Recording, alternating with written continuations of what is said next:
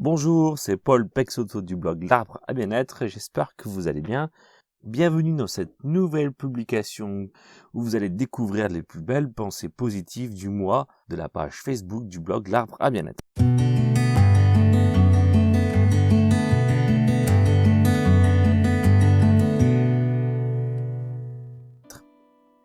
Et oui, c'est un tout nouveau concept que je lance et qui est en phase d'expérimentation. L'idée est de vous donner des illustrations de pensées positives les plus populaires du mois de la page Facebook du blog, accompagnées d'un développement qui pousse un peu plus loin leur raisonnement. J'attends donc avec impatience votre retour sur ce nouveau projet pour savoir si je dois continuer sur ce chemin, alors n'hésitez pas à me laisser un petit commentaire. Première citation. Certaines personnes n'ont pas de belles maisons ou de voitures de luxe ou des vêtements coûteux, mais ils ont l'atout le plus précieux qu'une personne puisse avoir, à bon cœur. Et oui, dans cette situation où vous êtes un inconnu, on aurait pu écrire tout simplement que l'argent ne fait pas le bonheur. Mais là, on développe un peu plus ce fameux dicton. D'ailleurs, beaucoup disent qu'en effet, l'argent ne fait pas le bonheur, mais qu'il y contribue grandement, et j'en suis en partie d'accord. Je n'ai pas beaucoup voyagé de ma vie, mais j'ai pu observer en tout cas une chose. Les personnes qui ont peu, voire même qui sont dans le besoin, sont toujours prêtes à vous offrir le gîte et le couvert.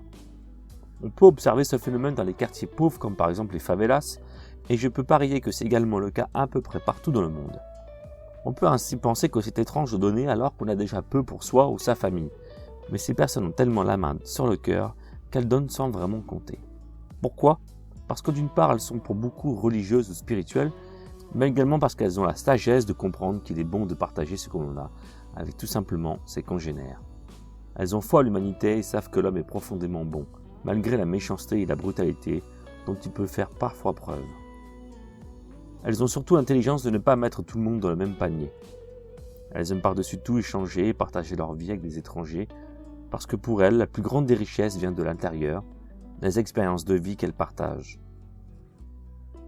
Notre société portée sur l'individualisme nous pousse à toujours nous juger sur les apparences, le superficiel, ce qui est bien dommage, puisque de ce fait nous finissons par en oublier l'essentiel, la richesse du cœur. Citation numéro 2. Ne te laisse jamais contrôler par trois choses, les gens, l'argent et le passé. Cette pensée rejoint un peu la précédente dans le sens où il est important de ne pas laisser la société nous contrôler à travers ce qui y est cité. Il est certain qu'il n'est pas facile de ne pas être contrôlé par l'argent lorsque notre vie en dépend essentiellement. Nous en avons tous besoin et il nous arrive de passer dans nos vies par des difficultés qui plombent nos finances.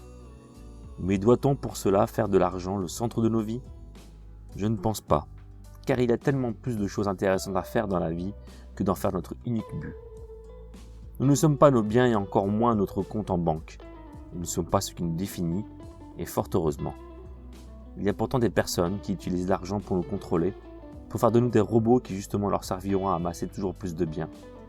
C'est principalement dans le monde du travail que nous rencontrons ce genre de personnages avides de succès ou de pouvoir, qui n'hésitent pas à marcher sur la tête de leurs collègues pour y arriver. Mais il n'y a pas que ce genre de personnages.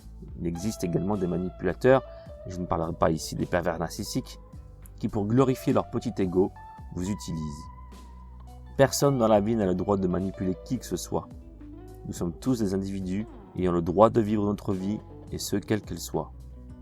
Souvent, ces personnes utilisent également les souffrances venant de notre passé pour nous contrôler. Mais le passé est le passé et doit rester derrière nous. Cela est vrai, mais en partie. Effectivement, notre passé ne nous définit pas, mais c'est pourtant grâce à lui que se construit notre présent et que nous avançons dans le futur. Il est le terreau sur lequel pousse notre personnalité, et quelquefois dans ce terreau, il y a des choses pas vraiment agréables. Quelquefois s'y trouve de la souffrance et de la peur.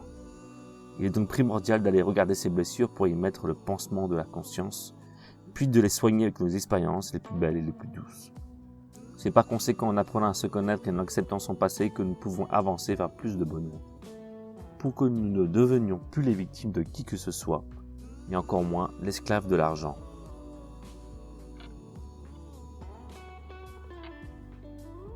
Pensée numéro 3. Bénis soient les gens bizarres, les poètes, les inadaptés, les écrivains, les mystiques, les peintres et les troubadours, car ils nous apprennent à voir le monde avec des yeux différents. Jacob Norby.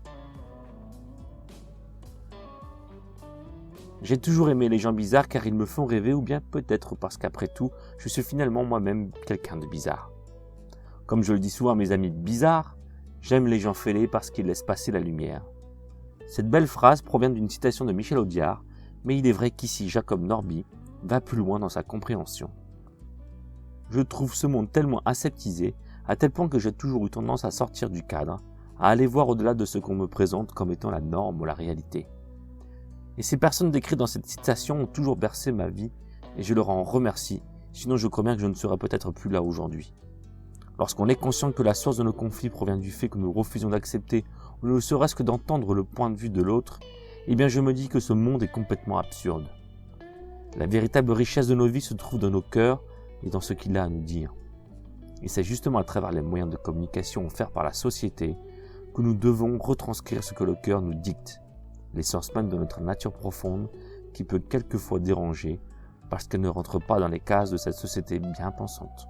Soyons alors les troubadours de ce monde afin d'exprimer ce que nous ressentons au plus profond de notre âme, parce que nous sommes tous l'expression de cette nature divine qui ne demande qu'à s'exprimer. Sortons du cadre donné et acceptons avec bienveillance ce que les autres nous donnent comme étant leur propre vision du monde. En faisant cela, nous accueillerons alors avec tolérance et humilité ce que la vie a de plus beau à nous donner, sa plus simple expression. Voilà, cette publication maintenant terminée. J'espère qu'elle vraiment vous a plu, car c'est vraiment tout nouveau. Je ne sais pas si ça se fait ailleurs, et peu importe. Mais en tout cas, j'attends avec impatience, encore une fois, votre retour. Et donc, laissez-moi un petit commentaire et partagez vraiment si ça vous a plu. À bientôt, prenez soin de vous. C'était Paul Pexoto du blog L'Arbre à Bien-être.